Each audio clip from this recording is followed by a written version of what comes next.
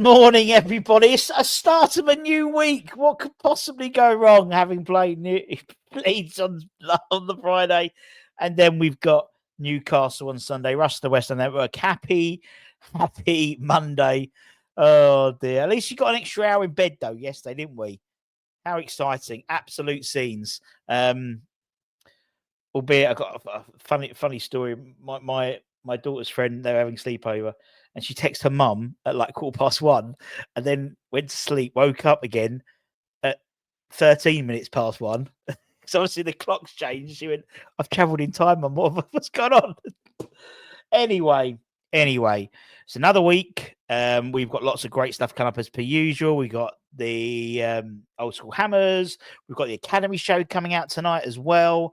And it's okay because we're going to be getting money in January. Don't worry. It's fine that we're being in the relegation zone. We're on 4 points, and it's our worst start for 56 years or something like that, I think I was reading. But according to several reports, West Ham are going to be, or the West Ham board are going to be putting a cash injection in January in order for Nuno to get his men. But who's going to help Nuno buy his men? That's the question. We'll talk about that in a minute. Reports coming out yesterday in various newspapers that West Ham are going to be putting the board are going to be putting the cash up because, and you can tell when that happens that they're starting to panic because that's when the money starts going in. Sean on Clarence Hugh did a really good article saying that cash injection from the stakeholders may be the only hope to save West Ham from relegation this season. Backing the manager in January to rebuild the squad seems to be the only obvious lifeline to avoid a job. It won't come cheap. We know that in the winter transfer window, prices are seriously inflated, particularly when a relegated side turns up and wants to buy someone. Then the board will need to inject new capital to balance the books and comply with financial regulations. The shareholders last injected cash in the form of a rights issue in 2020, so over 5 years ago, when they bought £30 million worth of shares, which they already owned, to shore up finances during the pandemic. There was another rights issue and a cash injection in 2021 when Daniel Krajinski acquired 27% of the club.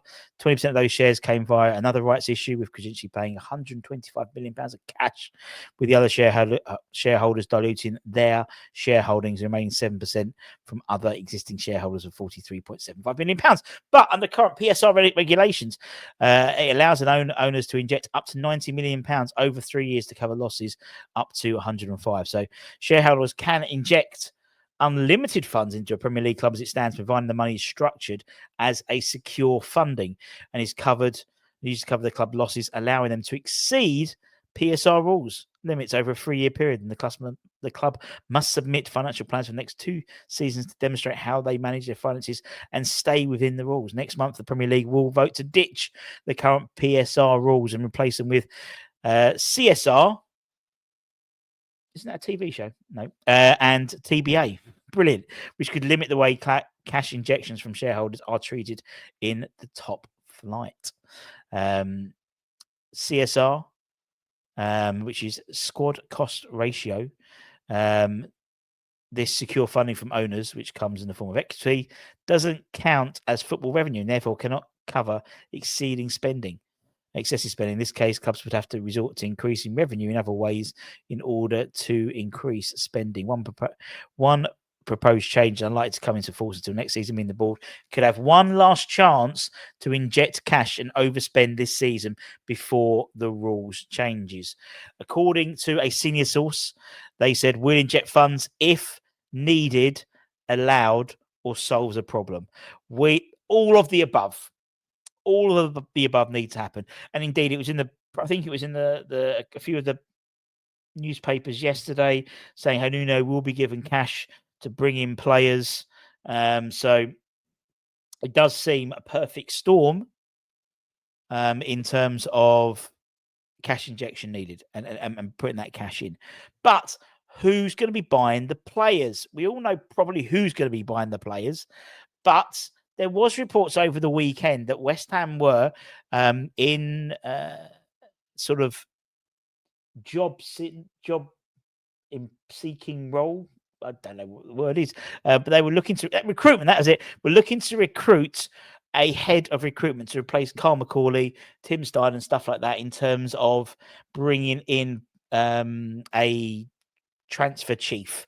There was concern that they wouldn't necessarily know like the up and coming players and stuff. However, there was a report that someone like Diouf and Fernandez were not selected by 𝗕𝗏𝗄𝗨𝗓, but were selected by Max Hahn, and indeed him and Ďurel, them two are still very much in the setup, providing analysis on transfer targets. So there was talk that they were going to be, I think it was on Sunday, or was it Saturday? I can't remember. That a report suggesting the Hammers were looking to appoint a successor to 𝗕𝗏𝗄𝗨𝗓. And the rather concerning story claimed that the club bosses plan to hire a new director of football or head of recruitment to try and convince players to sign in January. Now, aside from the subliminal messaging that West Ham had become an unattractive prospect, the story highlighted the club's consistent recruitment failings.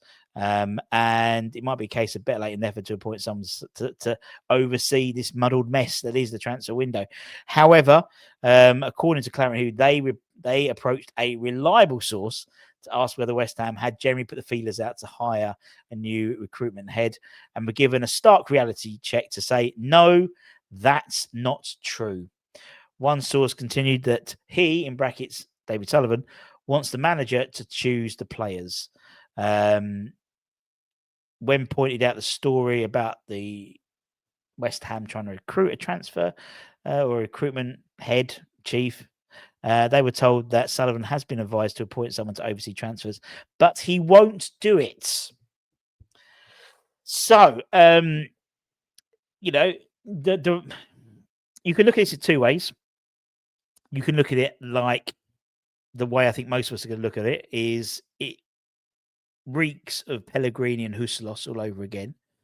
And we could well be in this situation in 18 months' time. Say we do stay up or whatever, and say next season it doesn't start well again and Nuno goes and we haven't got anything. We haven't got any, I mean, they left the cupboards bare for David Moyes when he left in terms of all the scouting reports. Now we do have people like Max Kahn, we have Ďurel, and I mean both of them. I mean Max, for example, he's been headhunted by several Bundesliga sides to take a sporting director. I don't know. I don't see the harm in basically giving Max the job or promoting Max and giving him more influence. The other side of me is the manager knows what he wants and wants to bring in the players. Okay, that's great, but that is just that manager. And the issue is you look at the squad, and I think Nick or Gonzo or someone like that called it a Frankenstein of a squad, and it is. It's bits and bobs, and all from 5 eras. We've got with Fabianski back in there. As I said, we've got the likes of the Pellegrini era. He was signed under Pellegrini. We had Moyes era, Souček, Bowen, people like that. We've got the Steiten era. With the likes of Alvarez, obviously still at the club, and Todibo and people like that. You've then got the Lopetegui era, like things like Max Kilman and Aaron, and then you've got the Potter era.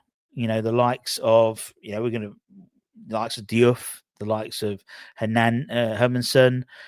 You've got obviously Callum Wilson, KWP, although they were probably brought in by the sounds of it, under Sullivan. So you've got his hodgepodge, and now you're going to add another 3 or 4 players, hopefully in January, which might be enough to get us out of the trouble we're in. It might be, but we might be already adrift by then.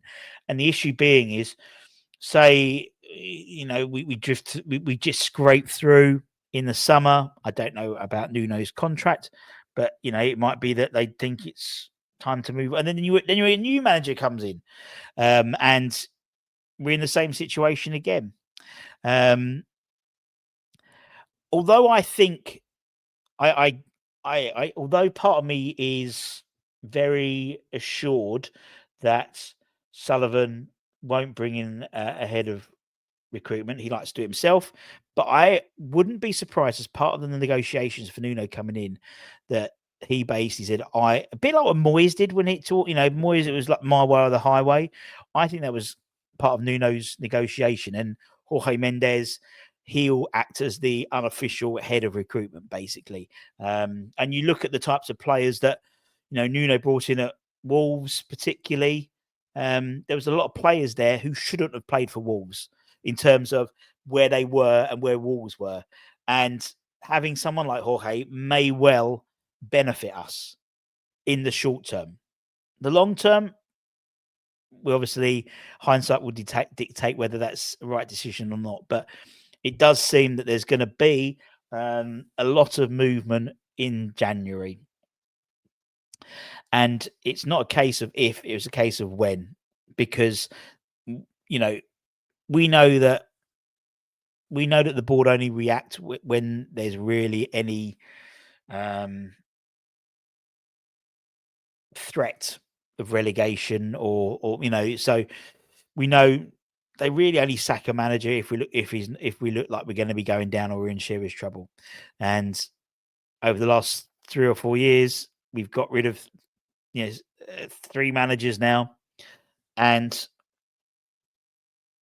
it shows that we made the wrong decision on Lopetegui, made the wrong decision with Potter, and I hope we haven't made the wrong decision with Nuno.